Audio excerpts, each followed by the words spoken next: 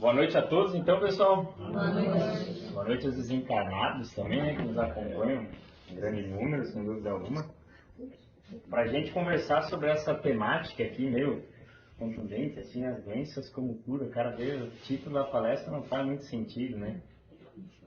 A nossa proposta é bater um papo acerca disso, para a gente olhar para as doenças, para a gente olhar para a saúde, para a gente olhar para a criação de uma maneira mais leve, mais tranquila, mais serena, para a gente poder aplicar assim o nosso dia a dia, da maneira a qual a gente vê as dificuldades, os problemas, as próprias doenças, de uma maneira mais perseverante, resiliente no nosso dia a dia, né? Eu vou rapidamente fazer só uma pincelada nesse assunto aqui, para a gente entender um pouquinho da energia do negócio aí, e depois a gente entra já num bate-papo mais dinâmico. Pode ver que eu trouxe uma frasezinha, essa aí eu quero ouvir no colégio, até hoje a gente não entende direito, assim, né? Nada se cria, nada se perde, tudo se transforma. O que isso aí quer dizer, né? Por que eu coloquei essa frase aqui? Só para a gente entender. Que basicamente assim, se a gente for entender a doutrina dos espíritos, isso aqui vai fazer o total sentido. Porque quando a gente fala em matéria, desde isso aqui, ó, que a gente consegue pegar o que é mais palpável, a água que é mais fluida, é tudo fonte de matéria, certo? E tem diversos e diversos outros estados que a matéria está tão mais sutil, mais leve, que a gente nem sente. Um exemplo, a gente sente o vento. Consegue pegar o vento? Não, né? E tem diversos outros minuciosos e detalhados estados dessa matéria que também existe. Mas o ponto é, tudo isso surgiu de uma fonte básica, originou de uma mesma coisa, que nós vamos chamar de fluido cósmico universal. Então é basicamente desse fluido que, a partir de modificações dele, a gente vai tendo os diferentes estados da matéria. Por exemplo, os planetas vão ser criados, né, dessa maneira. E, consequentemente, o nosso corpinho para habitar esse planeta é assim, né? Será que se a gente viver num lugar, vamos dizer assim, que não tem um sol tão forte que nem aqui, que tu não precisa comer carne, será que precisa de pelo? Será que precisa de dente? E é nesse sentido, então, vamos dizer que esse fluido cósmico universal vai sendo moldado e trabalhado para as diferentes coisas do universo. E daí, dentro do Espiritismo, a gente não escuta falar que Jesus seria o governador do planeta? Então, basicamente, a gente vai ter criaturas, seres que já conseguiram um estado de evolução, vamos dizer assim, uma comunhão plena quase, criatura e criador. Já reflete a imagem e semelhança de Deus que eles co-criam. Essa palavra, sabe quem que trouxe aí uma das primeiras vezes? Se não for assistir o nosso Lar 2 no cinema? O próprio André Luiz traz essa palavra no sentido de tu co-criar. Tu já consegue refletir essa imagem e semelhança a ponto de co-criar um planeta, uma estrutura, né? Eis esses seres evoluídos. Mas para trazer para o nosso lance aqui, para a nossa conversa mais da turma aqui, vamos começar a trazer essa cocriação, vamos dizer assim, em níveis, né, do nosso dia a dia, no nosso cotidiano. E é a partir daí que a gente vai começar a entender, vamos dizer assim, como alguns processos vão se manifestando. Para deixar bem simples e tranquilo da gente entender, eu trouxe de exemplo essa escala de Hawkins, né, criada pelo psiquiatra americano David Hawkins. E aí, como a gente pode ver, ele elenca ali 17 emoções, 17 sentimentos, e ao lado uma frequência equivalente em hertz que cada sentimento desses aí vão estar, né, representando. Se a gente for pensar em nós no dia a dia, a gente tende a estar vibrando em qual? Normalmente, do orgulho para baixo ali, né, no nosso dia a dia. Mas daí vamos pensar assim, aí o que acontece? Muitas vezes a gente acaba, né, dando exemplo, obviamente a gente não vibra só nisso, mas o que acontece? Muitas vezes no nosso dia a dia, a gente acaba vibrando de maneira tão constante, é tão contínua aquilo ali, que é tipo eu boto meu uniforme para trabalhar todo dia para ir para a firma trabalhar, certo? Eu começo a me confundir que eu sou o próprio uniforme de tanto que eu uso aquele uniforme. Vocês entendem que não tem sentido nenhum, uma coisa é uniforme, uma coisa sou eu. Assim é da mesma maneira. Só que o que acontece? Às vezes a gente começa a vibrar tanto no medo, tanto nesse pesar, na culpa, na vergonha, que às vezes a gente chega naquela situação que parece que não vê mais luz no fim do túnel e só aquilo ali existe. E da mesma maneira que a gente dá um exemplo do uniforme, que tu fala, não tem nada a ver uma coisa com outra. Sim, também não tem nada a ver uma coisa com outra. Só que o problema é que essa questão, essa cocriação que a nossa mente, que os nossos sentimentos vão construindo, eles vão trazendo todo um cenário ao redor, certo? E aí não é nem espiritismo, a física que fala, a lei de atração, né, sintonia.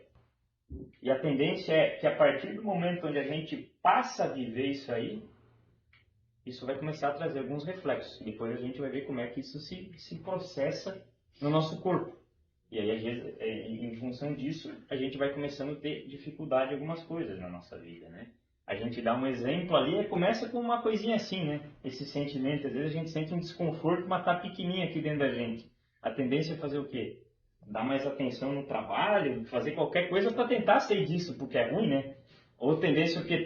Vou tentar comprar uma coisa, vou tentar ficar feliz de algum jeito. Uma tendência é o quê? A gente sempre buscar fora, né? E a gente esquece de olhar para dentro. Só que o problema é que com o tempo, isso aqui vai crescendo, certo? Cada vez vai aumentando, como a gente vai ver. Às vezes isso aí vai começar a dar sinais maiores. Outras coisas vêm, começa a somatizar. O que quer dizer isso? Vem pro corpo. Daí do nada vai uma pedra no rim ali, né? Desgraça, o que é isso? Começa a dar problema na vesícula, começa a dar uns problemas assim que a gente vê que... Só que daí ao invés da gente ouvir o que o corpo está falando com a gente, tendência é o quê? A gente fica bravo. A gente querer só tomar um remédio, que eu odeio ficar doente, né? E a gente não para ouvir o que o nosso próprio organismo quer nos dizer. O que ele mesmo vem a nos avisar, vamos dizer assim, né? A necessidade desse sentir e assim por diante. Aqui um bom exemplo que dá para a gente colocar, principalmente no contexto qual a gente vive, a questão das nossas crenças limitantes. E aí seja desde um sentido de coisas que a gente vive na nossa família, na nossa criação, aspectos religiosos e assim por diante. Só que essas crenças, que nem diz o nome, limitantes, ou seja, é algo que a gente acredita e nos limita a dar um passo para lá. E eu vou dar algum exemplo dessas crenças para a gente começar a entender como elas influenciam nisso aí e como vai manifestar em nós. Um exemplo de uma crença simples, vamos inventar aí, tipo 1. Alguém já ouviu falar aí que se tu tomar leite com manga vai dar ruim? E a gente tem medo, né, dos negócios desse aí de vez em quando, e a vida inteira tu cresceu sem tomar leite com manga porque tu acha que vai dar ruim. Aí um belo domingão, deitou lá no sofá para assistir o jogo, dormiu, acordou no Fantástico, do nada tá dando uma reportagem no Fantástico, que eles estão falando que lá na escravidão, o senhor do engenho falava que fazia mal para os escravos nem roubar as coisas. Opa, deu informação e quebrou essa crença, certo? Crença simples. Aí tem umas crenças que é um pouquinho mais cabeluda. Nível 2, vamos dizer assim, tu cresceu numa família de funcionário público. Todo mundo ganha bem, todo mundo é concursado ali, né? Quando tu vai ter coragem de ser empreendedor e abrir uma empresa? Mas tu entende que, sei lá, daí teve uma oportunidade, tu saiu estudar, fez uma faculdade, lá tu começou a expandir o teu horizonte ali. Com muito trabalho, tu vai indo, devagarinho tu vai conversando, a família vai entendendo, meio que aceita, mas tu entende que é um processo, vamos dizer assim, meio cabeludo, né? Mas dá para nós botar algumas outras crenças ainda, vamos dizer, mais enraizadas em nós. Vamos dar um exemplo. Muitas vezes a pessoa frequentou ali uma religião durante anos. Bota dentro da igreja católica, por exemplo. Ficou ali 30, 40 anos, ministro ali, trabalhava, foi catequista, fez tudo ali dentro. E aí, do nada, falece ali a minha companheira, faleceu a minha esposa. E a saudade vem, né? Daí, às vezes, vem aqui no centro espírita, vai lá numa sessão de carta consoladora, pega uma carta na mão, e aquilo lá, tu vê que a pessoa escreveu igual, é um bálsamo maravilhoso, tu simpatiza, às vezes tu até ajuda aquilo. Mas não necessariamente tu vai seguir e acreditar que existe a reencarnação e que a vida continua, mesmo aquilo te fazendo bem. E um detalhe que é curioso, a gente tem essa mania, a própria igreja acreditava na reencarnação. Se for pegar lá, dá para jogar no Google, o Concílio Ecumênico da Constantinopla, lá de 553, foi o que tirou isso aí da igreja. E tirou por quê? Tu tinha o Justiniano, que era o imperador da época, né? E o que aconteceu? Ele casou com uma meretriz. E daí o que aconteceu? A mulherada pensou, agora estamos representada, né? Vamos... E o que acontece? Ela ficou brava e mandou matar todo mundo.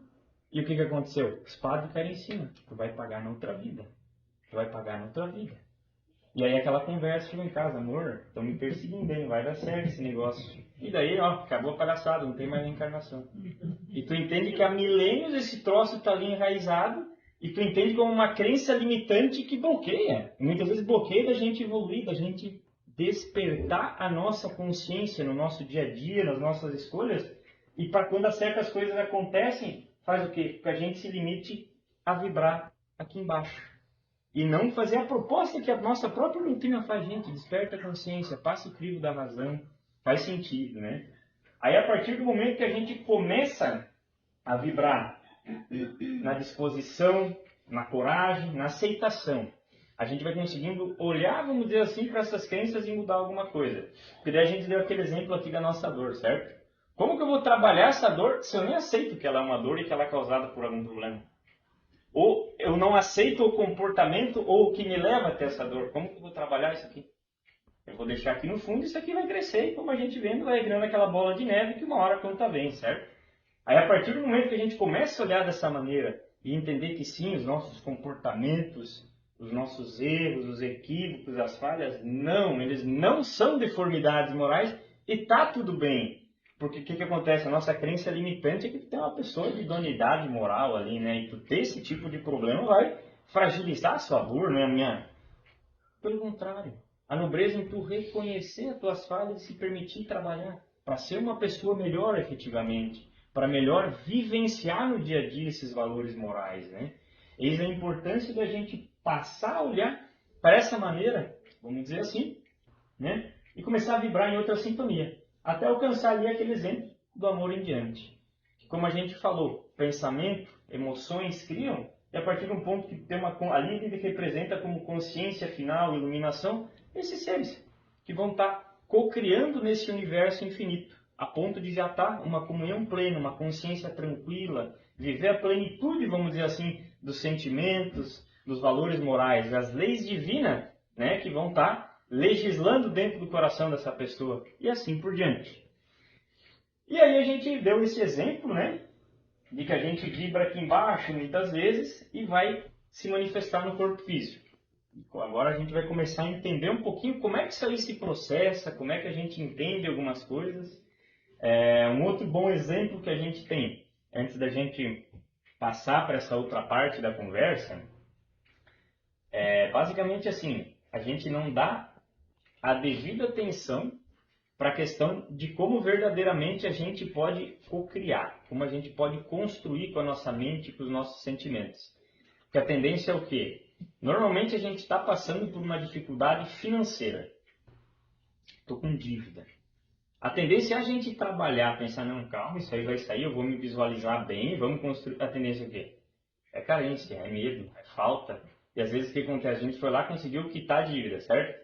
Aí a gente continua vibrando no medo, na falta, que tu não quer gastar. Às vezes tem condição, mas tu não quer dar 5 pila ali. Tu entende que tu vai girando um ciclo nesse sentido, entende? Isso aí vai se bloqueando. A gente mesmo vai se bloqueando. Da mesma maneira, beleza, chegou uma fase da minha vida, hoje eu quero dar um relacionamento afetivo. Ou me separei agora, passou um tempo, quero entrar para o jogo de novo aí, né? A tendência da gente que é buscar isso, em vez de tu se visualizar primeiramente estando bem contigo mesmo, feliz com as tuas coisas, e se visualizar bem, somando na vida de alguém, a gente tende a fazer o quê? Vibrar na carência, no abandono, no medo, e a gente faz o quê? Se submete a umas coisas nada a ver, que a gente para se perguntar, para quê? E isso serve para qualquer campo da nossa vida. A gente for aplicar essas questões para qualquer campo e aspecto da nossa vida, a gente vai ver essas questões, como essas vibrações nos impedem de seguir. E como uma consequência, o nosso corpo psíquico, e eu já vou passar o slide, prometo agora, aí a gente começa a entrar nesses detalhes, a gente vai entender como uma coisa puxa a outra e vai desequilibrando tudo, né? Nessa história. Aí vamos trabalhar nessas imagenzinhas aí, ó. Eu trouxe essa aqui da direita, que aí tu vai ter ali corpo físico, duplo etérico, perispírito. Aqui, se a gente for parar para estudar, tem várias vertentes espiritualistas, esotéricas, todo mundo bota como 7 corpos espirituais e tudo mais. Eu botei essa imagem compacta, que a gente sabe que existe, mas a atenção principal nós vamos dar nesses três, que nem está ali do lado. Que é basicamente ali que vão começar, vamos dizer assim, esses processos, onde vai ficar mais didático para a gente entender, dá para se dizer assim. Beleza, primeiro ponto a gente tem nosso corpo físico, nosso bom e velho corpinho aí que a gente dá uma maltratada ainda nele, né? E aí tem uma estrutura ali, que até se a gente for pegar, por exemplo, o livro dos Espíritos, não vai falar muito. Agora tu já começa a ler os livros de André Luiz, tem os livros sobre o passe, Manuel Filomeno de Miranda, eles já falam dessa estrutura. Duplo etérico, corpo etérico. Eu faço uma pergunta assim para vocês. Se a gente está encarnado e vive 70, 80 anos, de certo, em algum lugar vai ter uma vitalidade, tipo um combustívelzinho para manter nós acesos na vida aí, certo? Beleza? Da mesma maneira, de um carro vai ter um tanque para armazenar isso aí, certo? Essa estrutura é basicamente isso. É o reservatório para a nossa vitalidade ali, vamos dizer assim, onde essa vitalidade, esse fluido vital, que ele nada mais é que uma modificação do quê? Do fluido cósmico universal, que é a origem de tudo que a gente conversou ali na frente, né?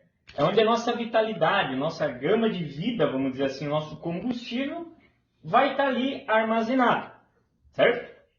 Mas daí vamos pensar assim, aquilo ali está armazenado ali, mas como é que esse troço aí circula?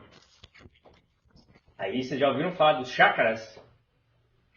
Tem o desenho ali, não os que vai ser necessariamente aqueles 7 que a gente... São os 7 principais. Vocês já ouviram falar que tem um negócio assim, eles falam, tem um sistema endócrino, tem as glândulas, não tem? A gente tem 7 glândulas principais. E esses principais que elas são, vamos dizer assim, responsáveis por estar distribuindo essa energia para aqueles sistemas ali, conforme cada chakra. Então, ele vai estar fazendo, vamos dizer, aquela rotação ali e distribuindo isso. E aí assim, ó, para fazer uma analogia com o fio de luz ali, se eu chegar ali fora agora com uma tesourona de arremate de grama, assim, ó, cortar o fio de luz, o que acontece?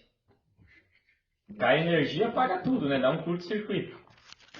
Aqui é da mesma maneira, a energia é distribuída assim, só que em vez de a gente ter os fios de luz que vão nos postes, tem um negocinho que os orientais eles chamam de meridianos, dos nadis, é tipo umas coisas aqui, a gente tem veia e artéria, certo? Lá no coração.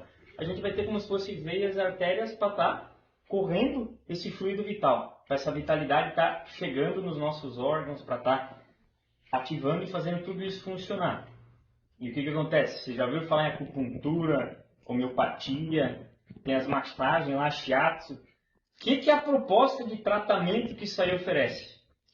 É exatamente pegar esses pontos onde está obstruído, a gente não entope uma artéria com gordura, às vezes as questões daí que obstruem as nossas emoções, os sentimentos cristalizados, os desequilíbrios, a maneira que a gordura entope as nossas artérias, vai atrapalhar o funcionamento disso aí. E daí tu vai lá, vai ter o reiki, vai ter homeopatia.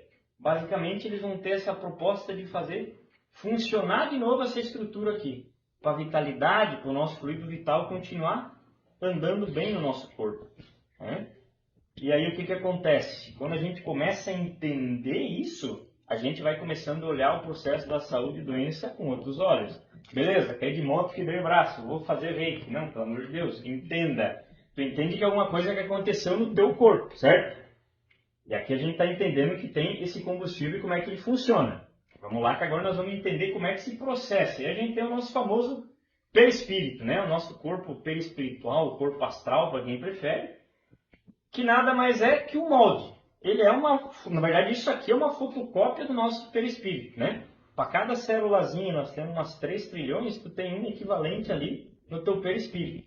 Ele vai estar refletindo, vamos dizer assim, a herança de nós mesmos. Tudo que a gente fez lá atrás está armazenado nele. O que a gente vive hoje está fazendo, muitas vezes até o que a gente agride esse corpinho, vai refletir lá. Como o que está desequilibrado lá vai refletir aqui, certo? E aí vamos pensar assim, muitas vezes a gente já tem uma tendência, vou dar um exemplo aqui assim, na chácara da garganta, aqui no laríngeo. Eu tive uma oportunidade aqui, ó, agora estou fazendo palestra, mas umas épocas eu levava a galera para uns caminhos estranhos aí, contava umas anedotas aí, o pessoal caía. Desvirtuei umas famílias e aí por diante, né? E eu desencarnei. Está armazenado desequilíbrio. E depois a gente vai ter um exemplo que vai deixar bem claro e ver como isso processa. Aquilo ficou aqui. E o problema é que eu começo a olhar para trás da minha encarnação e ver um negócio que é chamado remorso, culpa. Quando eu vou reencarnar, o que está armazenado aqui se manifesta no perispírito. Vai desequilibrar aquele corpo etérico e o meu corpo, consequentemente, tende a ficar doente. E aí o que acontece? Os desequilíbrios que estão aqui refletem na distribuição da nossa vitalidade. Não distribui a nossa vitalidade, o nosso corpo começa a sentir. E aí a gente vai levando, como a gente deu aquele exemplo. Às vezes assim, estou para pegar férias na empresa daqui mais um mês. A gente está num nível de estresse ali que tu tá matando cachorro a grito ali, tu não aguenta mais, tu se arrasta, leva, tirou as férias. Aí tu tirou as férias, dá uma infecção urinária. Dá alguma coisa do tipo. Tu entende que aquilo ali, a doença já estava ali se manifestando, ó, há tempo e tempo atrás, você não tinha somatizado. A tendência o quê? Por uma necessidade fisiológica aguentou. A partir do momento que o corpo relaxou e permitiu, só veio para o corpo que já estava ali há muito tempo atrás, entendeu? E se manifestou dessa maneira. Como diversas outras questões da nossa vida vão estar acontecendo. E o que principalmente vai influenciar esses chakras, essa vitalidade de andar? As questões da nossa mente, do nosso ser. E aí, como a gente fala, se a gente pega o livro dos Espíritos, lá tem a questão 919, de autoconhecimento, da gente procurar se conhecer, cuidar as nossas vibrações que a gente viu ali. E aí, o que acontece? A gente vive nesse medo, nessa culpa. E aí, relacionado de onde surge esse sentimento de culpa, vai começar a afetar um centro que é, vamos dizer assim, relacionado àquilo. Afetou o centro, vem para o corpo. E aí, às vezes, a gente tem diversas situações. Eu cito o meu próprio exemplo, para mim aconteceu uma pedrinha ruim. Eu me arrastei, levei esse exemplo que eu dei da empresa, foi assim. E está relacionado o que aqui? Com a vitalidade. Estava num nível de estresse lá que não aguentava mais, me arrumei. Mandei embora? Mandei, mas serviu para entender e olhar que talvez o que eu estava fazendo não funcionava. E aqui a gente tem questões, às vezes, daí porque a pessoa, nossa, eu fiz até cirurgia espiritual e não adiantou, tô com o meu tornozelo aqui ruim. Isso aconteceu com um conhecido. Aí o cara tinha sofrido uma vez um acidente de tornozelo ruim a vida inteira. Tinha feito cirurgia com vários médicos, cirurgia física mesmo. Feito cirurgia espiritual, não melhorava, mas o que acontecia? Tinha um rolo na família, que o pai que desencarnou tinha um terreno gigante ali, que era milhões e milhões. E o que acontece? O irmão dele meio que deu uma passada para trás e ficou com um pouco mais. E o cara não perdoava. Aí o que acontece? O cerne do negócio estava ali. O cara foi cirurgia, mexe, faz. Aí um dia, quase que a gente fez uma intervenção de canto. Eu falei, cara, perdoa o teu irmão, você não vai melhorar. Pode passar do tempo que o cara começou a digerir aquilo, pronto. As coisas vão se permitindo a melhorar. Mas tu entende que o bloqueio do que estava acontecendo lá não estava solucionado. E isso acontece com nós, que a gente não escuta o nosso corpo, a gente só toma o remédio lá fora, e que é muito importante, a gente precisa e ninguém deve largar tratamento, muito pelo contrário. Mas a gente tem que procurar ouvir o nosso organismo, entender de onde que vem aquela doença, o que será que pode estar acontecendo, o que eu posso estar contribuindo para que essa doença comece a se manifestar assim. E aí a gente começa a entender, aprender com nós mesmos, olhar os nossos próprios comportamentos. Agora que me deu o exemplo ali, a gente está no Setembro Amarelo, até estava falando sobre esse tema, o que acontece? Às vezes a gente deu esse exemplozinho aqui dentro, né? Mas às vezes que ali está um turbilhão mexendo, a gente está alucinado, medo, culpa, apatia, dá vontade de desistir, e a gente não consegue nem se organizar para falar o que sente, é só um aperto, uma coisa ruim. Mas às vezes tu vai lá, conversa com uma pessoa de confiança da família, quem tem acesso, condição, faz uma terapia, faz um atendimento fraterno, o que acontece? Fala aquilo. E a partir do momento que tu fala, aquele caos fica mais organizado, porque tu falou, tu externou aquilo. Aí tu começa, você mesmo depois consegue ouvir o que tu mesmo falou, vai começando a fazer sentido. E às vezes a gente chega lá com um problema que para nós parece estar engolindo. E às vezes tu conversar com um amigo de confiança, aí a pessoa te fala da vida dela e às vezes ela bota que ela tem aquele problema num nível 10 vezes maior. Que aí tu mesmo olha para o teu problema e fica tipo... Fica mais leve. Então, eis a importância da gente entender esses sinais interiores, né? E a questão do quanto, sim, eles influenciam, né? Vamos dizer, na nossa vida. E aí, só para dar um exemplo, antes de eu virar, vamos pensar que tudo isso aqui, ó, ele está circundado por um negócio. Vocês já ouviram falar em aura? Campo energético? Beleza. Aí aqui, assim, eu trouxe um trechinho do livro que toda essa baboseira que eu falei está aí, ó. Antes de se fazer perceptível no corpo físico, a doença como disfunção dos centros vitais, dos chakras, que a gente falou, né? Já está no perispírito, beleza? Justamente por isso, a aura, certo? Que nada mais é que aquele complexo de tudo, perispírito, duplo etérico, corpo físico que a gente viu, vai mostrar esses sinais de enfermidade, da doença, antes dela chegar no corpo físico.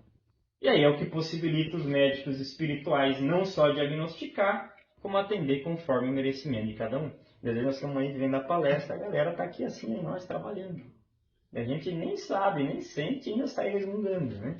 O passe, muitas vezes, o que vai estar acontecendo, restabelecendo esse centro de força, esses chakras, para essa energia circular, e a gente efetivamente, vamos dizer assim, encontrar cura, encontrar reequilíbrio. Esse livrinho aí livrinho não, que ele é mas é muito interessante, do perispírito, dos Alminos Zimmermann, tem todos esses detalhes que eles relacionam, tipo assim, vai usar uma cirurgia. O que acontece com o perispírito na anestesia? Você usa droga.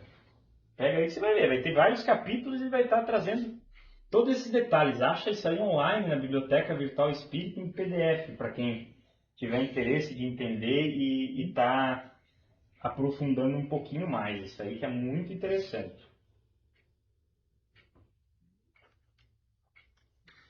E aí vamos lá. Nós conversamos já agora aí, deu para dar uns exemplos, a gente entender, vamos dizer assim, o funcionamento, né? Algumas questões relacionadas àquele fluido cósmico universal, certo? O quanto o pensamento, as emoções, o quanto a gente cocria, o quanto a gente pode influenciar positiva e negativamente com as nossas próprias criações. Conseguimos entender dos nossos corpos espirituais, certo? Como é que se processa, né? Damos uma pincelada de entender a saúde e doença. Eu trouxe uns trechinhos aí do Memórias de um Suicida para a gente tentar trazer um exemplo prático, mais didático, de relato mesmo, né? Que nessa obra, tem ali a autoria de Ivone Pereira do Amaral, conta a história de Camilo Castelo Branco, que era um poeta, um literato português, né? Que havia cometido suicídio. E aí tem todos os relatos lá no início, como é que funciona as questões do mundo espiritual, nas regiões mais densas, do Vale dos Suicidas, pode entrar. E assim por diante. E aí ele vai contando como é que é o processo do tratamento, as diferentes etapas e tudo mais, né? E o processo de recuperação que eles vão vivenciando. Eu tirei um trechinho desse aqui, que eles foram nessa instituição espiritual que havia resgatado eles, que era o Hospital Maria de Nazaré, que tinha a própria Mãe Maria como mentora, e eles estavam ali então recebendo tratamento e começando, já estavam, vamos dizer assim, no nível um pouquinho melhor, que eles já começavam a entender coisas, alguns já iam começando a trabalhar para reencarnar propriamente dito, e aí eles vão nesse departamento, né? E aí, quando eles estão passeando lá dentro, conhecendo a estrutura, o mentor que acompanhava, ele dá esse trechinho assim, ó.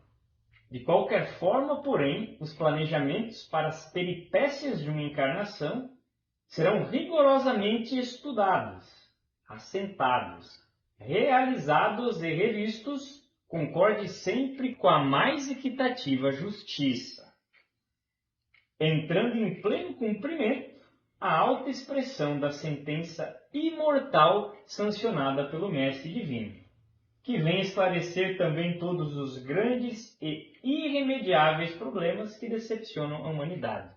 A cada um será dado conforme as suas obras. Mas para deixar mais interessante ainda, tem um trechinho um pouquinho para frente que eles falam assim, daí eu prometo que eu paro de ler. Não ignorais, meus amigos, que antes de que a reencarnação de um de vós esteja definitivamente estabelecida, foi estudado não só o meio ambiente, como até o estado fisiológico dos futuros pais, isto é, a sua saúde, a questão de hereditariedade, genética e etc. Principalmente o que? Se o espírito que for reencarnar é passivo de sofrer alguma deformação física, doença grave ou incurável. E aqui a gente consegue entender que na criação não tem jogar de dados, não tem receita de bolo, tem amor envolvido. E que é muito bem estudado, como a gente viu em todos os aspectos, para que seja do ponto de vista psicológico, as relações sociais, até mesmo quando a gente viu que tem que ter uma doença, a gente estuda, vai lá em genética, os DNA, Sim, ninguém vai lá e faz assim. Tu entende que tem um estudo maravilhoso para te proporcionar isso. Para que todo e qualquer campo e aspecto da vida a gente possa evoluir. Receber tratamento, remédio para o verdadeiro doente. Nós em espíritos. E a partir do momento que a gente começa a olhar dessa maneira para a nossa própria vida, para a existência aqui na Terra, qualquer sentimento para aqueles momentos onde a gente olha para a visão restrita da matéria, assim, e a gente fica revoltado com Deus, a gente se sente injustiçado, né? Mas é a partir do momento que a gente passa a entender dessa forma, a gente vibrar num sentimento que não seja de respeito, harmonia, amor com isso, a gente está sendo egoísta. Porque em todos os minuciosos detalhes aquela pessoa está recebendo o que precisa. E é de uma maneira absoluta, do todo que está em tudo, Deus. E não na nossa visãozinha restrita, quebrada, limitada, que vibra lá na tristeza, na culpa e no medo, né? E a gente passa a ressignificar o olhar para essas dificuldades, para essas situações que acontecem na nossa vida. E como diz, muitas vezes a partir do momento que a gente olha de imediato, a gente estranha. Um tempo atrás aí, não teve o chikungunya, zika vírus, principalmente o zika vírus, né? E o que acontecia principalmente com as crianças? Dava hidrocefalia, ficava com a cabecinha pequenininha, não conseguia ou sobreviver, ou tinha uma limitação imensa. Por quê? O zika vírus, para nós falar da maneira simples, basicamente ele comia a energia ali que era para formar o cérebro, a cabecinha ali da criança, certo? E elas ficavam assim. Então, o pensador de uma família, de uma mãe para receber, né, um espírito assim, que muitas vezes vivia por horas, às vezes por anos, numa total limitação. E aí, beleza, aquilo ali foi um boom, né? Mas o que um pessoal lá da USP em São Paulo percebeu? Eles pegaram e começaram, né? Eles viram que, botando em alguns macacos ali, o Zika vírus consumia essas células ali do sistema nervoso, beleza. E daí tem uns cânceres, assim, tem tumor. Todo mundo sabe que tumor e câncer é uma coisa ruim, certo? Quer ver se dá no cérebro, se eu vi que é no sistema nervoso. Normalmente é o tipo de câncer e tumor muito grave. É agressivo o tratamento, além de detonar a pessoa agressiva, tem pouca perspectiva. E o que eles fizeram? Pegaram uns camundonguinhos lá e eles induziam essa lesão de câncer. E o que eles tiveram a brilhante ideia? De tacar o Zika vírus ali. E o que eles perceberam? Que o Zika vírus consumia todo o substrato das células do câncer. E ele conseguia meio que comer aquele câncer que estava ali. E daí para um negócio que tipo era meio que o fim da linha, para quem recebia o diagnóstico, estava uma clareira e começa a trazer uma outra perspectiva de tratamento. Mas daí vamos olhar para esse processo todo na aprovação da dificuldade da criança. Como a gente viu aqui, muitas vezes aquele espírito que voltou assim. Mas tu nota que indiretamente, além de ele receber aquela dificuldade, muitas vezes a prova, a expiação que ele precisa, indiretamente ele consegue ser o impulso necessário para a ciência evoluir e permitir curar outras pessoas. Tu vai falar o quê da criação quando tu olha desse jeito?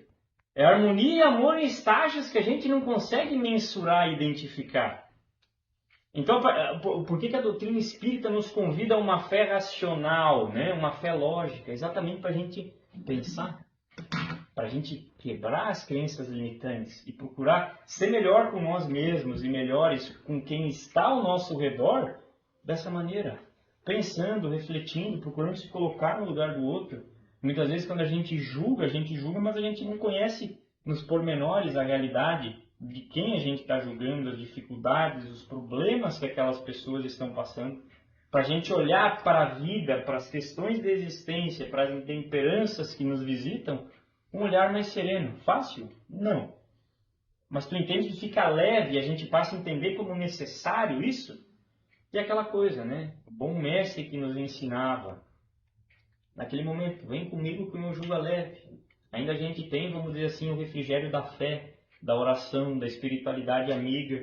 Como a gente viu, a partir do momento que a gente sintoniza com aquilo que a gente busca e a gente quer sintonizar com o bem, fica tranquilo que vai ter sintonia e teu caminho vai ser necessário. A força, a resiliência. E é por isso que muitas vezes tem aquelas pessoas que vivem um drama, perdem um filho por uma doença, mas acaba se tornando um expoente na divulgação, no esclarecimento, no cuidado em relação àquela doença, àquela situação de saúde, para motivar, para auxiliar, para encorajar outras pessoas que estão vivendo aquilo.